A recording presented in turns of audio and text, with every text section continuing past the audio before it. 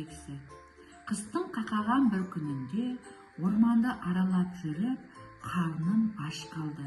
Енді не істерімді білмей жүргенімде қарасам, қасқыр келе жатыр.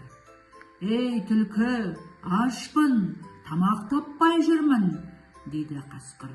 Түлкі: «Ендеше, қасқыр, менің айтқанымды жаса. Балық жегің келе ме? Көлге бар да құйрығыңды суға салып отыр. Саған біраздан соң балықтар өздері жабысады», деді түлкі. «Ха-ха-ха! Қасқырдың аңқаулығы-ай, құйрығы қатып қалатынын білмейді ғой», дейді түлкі. Қасқыр: «Ай-ай-ай, құйрығым қатып қалды. Енді жұлып алмай қиналып тұрғанымда бұны қалай шығарамын», дейді. «Енді түлкіге көрсетермін», деп қасқыр біраз ашуланады. Бір уақытта қасқыр түлкіні іздеп кетеді.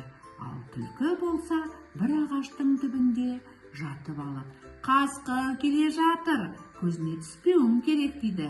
Қасқыр келіп: «Түлкі, мені алдадың», дейді. Бір уақытта түлкі қорқып: «Жоқ, мен сені алдаған жоқпын.